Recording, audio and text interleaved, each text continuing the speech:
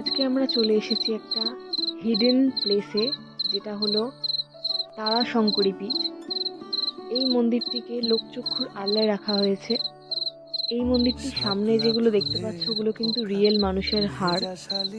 আর যে পাঁচিলটা তোলা আছে সেটা যাতে মায়ের পুজো ভক্তরা বা সন্তানেরা না দেখতে পায় তাই জন্য। বিকজ মায়ের পুজোতে কিছু এমন জিনিস হয় যেটা তার সন্তানরা দেখতে পারবে না। এই মন্দিরের সেকেন্ড ফ্লোরে আছে কৃষ্ণের রূপ, আর থার্ড ফ্লোরে আছে মহাকাল। মহাকালের আরতি আমরা দেখেছি সেই সময়, ভীষণ ভীষণ ভালো লাগলো এই দিনটা এখানে কাটিয়ে। তোমরাও এখানে যেতে পারো, এটা কলকাতা স্টেশনের একদমই কাছে আছে। তোমরা গুগল ম্যাপে এই জায়গাটা পেয়ে যাবে, আর একটা সুন্দর সন্ধ্যা এখানে কাটিয়ে এসো।